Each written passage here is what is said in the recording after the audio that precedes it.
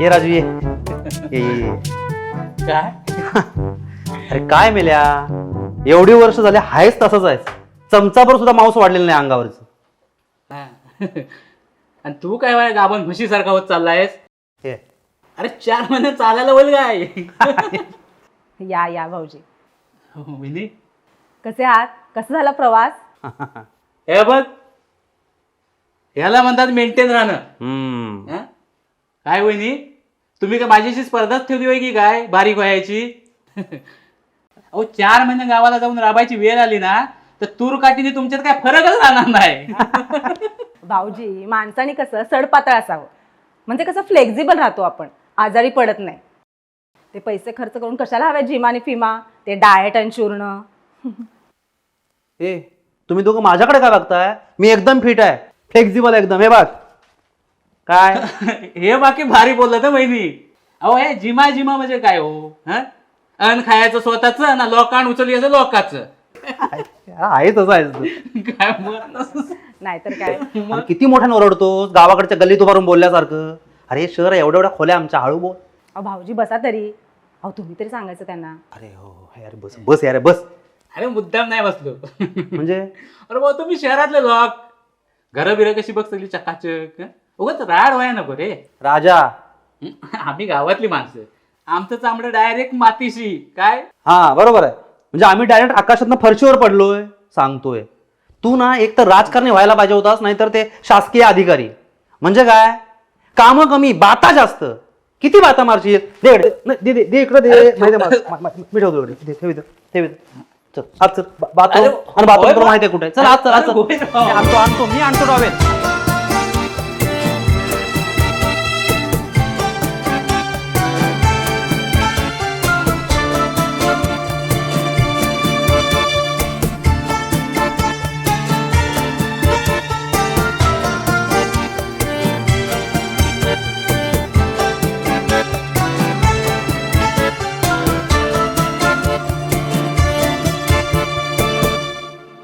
भाऊजी चहा घ्या.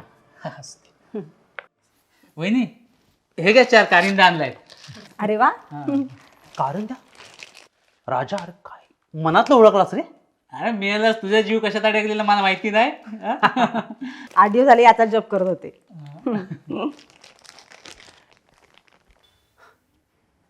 कसं आहे रे, बायकांना किचनमधून एक दिवस तरी सुट्टी मिळायला पाहिजे. भाऊजी, रविवारचा आम्ही नाश्ता घरी बनवतच नाही, बाहेरून मागवतो. तुम्हाला काय पाहिजे ते सांगा, तशी ऑर्डर देऊ. आणि जर माझ्या हातचं हवं असेल तर तसं सांगा, मी घरी बनवते.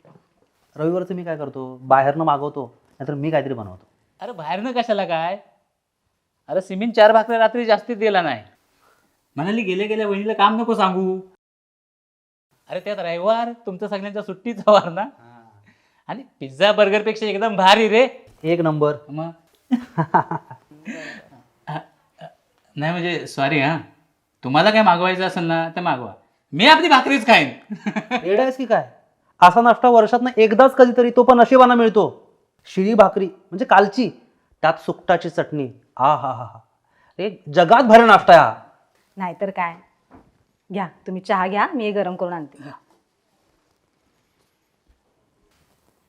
कसं आहे रे, हे रविवारचा आम्ही नाश्ता मागवतो म्हणजे काय बाहेरनं. ह्या कोपऱ्यावर एक आजी आहे, एक नंबर झुणका भाकर बनवते.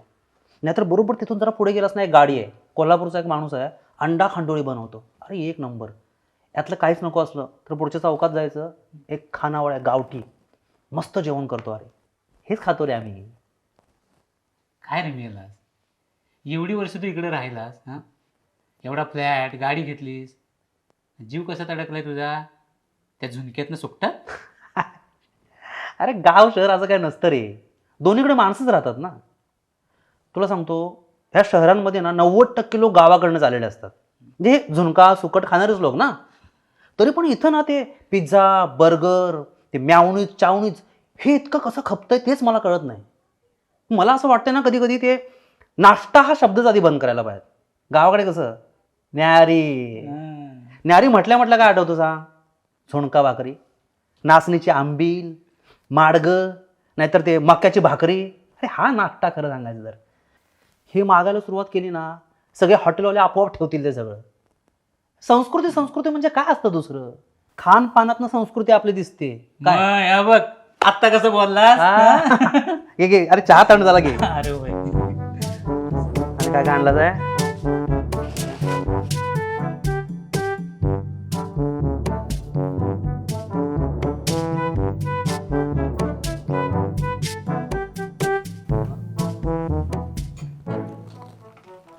काय सुगरण बायको शोधून काढलीस आहे हं?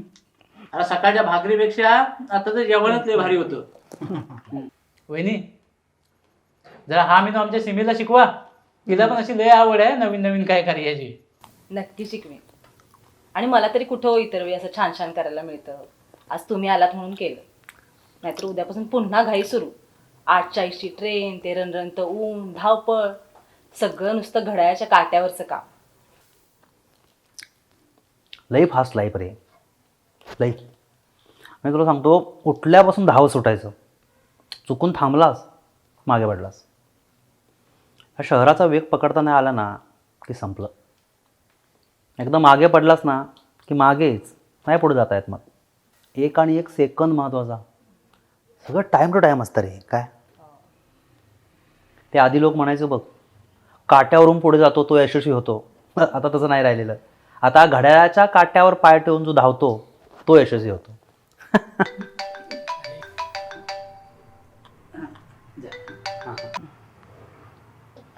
हॅलो हा बोल.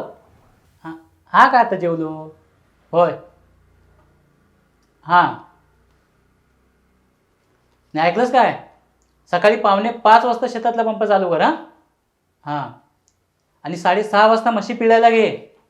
7 वाजता गाडी येते मध्ये दुधाची. हां आणि ते शिरप्याला 9:30 वाजेपर्यंत नाश्ता दे. हां हां हां अगं होय गे बाय मला माहिती आहे तूच सगळं करतेस. हां बरं, मला सीमासाठी एक गोष्ट आणायची आहे. मी बाजारात जाऊन येते. होय. हां संध्याकाळी सुभाषजीकडेच जाणार आहे. हां होय मग त्याच्या बाजूलाच आहे ना ऑफिस. मग सकाळी जाया बरं पडेल. उद्या काम झालं की दुपारीच निघतो. हां हां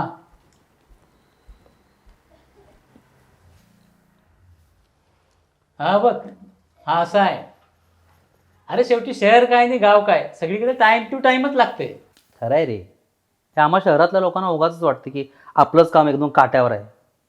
खरं सांगू, मला हल्ली असं वाटायला लागलं की आम्ही शहरातले लोक काम कमी आणि तक्रारी जास्त करतोय. पण हे सगळं कळतंय रे. पण वेग आहे रे, लय वेगवान लाईफ. वेगवान वेगवान म्हणजे नेमकं काय वेगवान झालं रे. म्हणजे तुम्ही पण सकाळी 8 वाजता घरातनं बाहेर पडता, रात्री 9-10 वाजता घरात, बरोबर ना. म्हणजे गेली 4-5 वर्ष तरी असंच करता बाय. 6 वर्ष झाली. घर नोकरी घर. अरे काय काय जण तर 20-20 वर्ष हेच करतात आहे. आता इतकी वर्ष तस तस आणि तसंच. मग नेमकं काय तुमच्या आयुष्यात फास्ट झालंय रे. म्हणजे इथली पोरं पण बघ गावच्या पोरांसारखी शाळेत जातात, तिथनं ट्युशनला जातात. मग नेमकं काय फास्ट झालंय तुमच्या आयुष्यात. अरे फास्ट झालंय आपली हाव. म्हणजे कुणी गाडी घेतला की आपल्याला त्याच्यापेक्षा मोठी गाडी घ्यायची आहे. कोणाचं पोरगं मोठ्या शाळेत गेलं की आपलं पोरगं त्याच्यापेक्षा महागड्या शाळेत घालायची आपली धडपड. अरे पैसा प्रसिद्धी आणि प्रॉपर्टी वरबडून मिळवण्याची ना खरी स्पर्धा आपल्या मेंदूत चालू आहे. खरा वेग आहे ना आपल्या मेंदूत सुरू आहे. हां आणि हे सगळं प्रत्यक्ष मिळवण्यासाठी मग आपण नुसतं आपलं त्याच्या मागं नुसतं पळतोय. आता आहे ना हे वर आता आहे ना शहराकडनं गावाकडे पण निघालेलं आहे. माणूस ना शांतपणे जगायचंच विसरलेला आहे. सावकाश समाधानी जगायचं विसरून गेलेला आहे. अरे थांबत थांबत जगणं माणूस विसरलेला आहे. काय वेगवान झालं आहे रे. वेगवान झालं आहे ना तो आपला माइंडसेट, दुसरं काय नाही. सॉरी मला जरा उशीरच झाला यायला.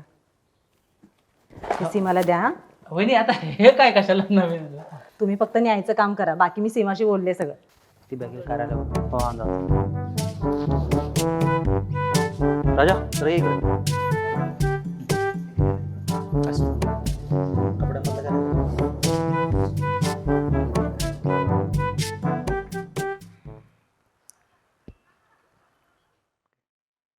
काय हो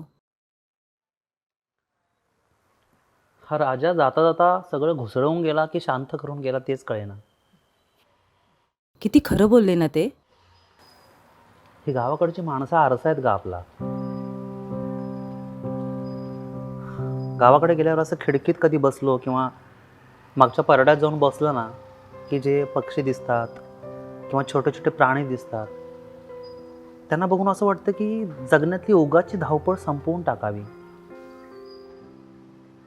गावाकडे गेल्यावर बघ, म्हशी चरत असतात किंवा रस्त्यानं येत असतात, म्हणजे सगळीच गुरं येत असतात, कोंबड्या असतात, बकरी असतात.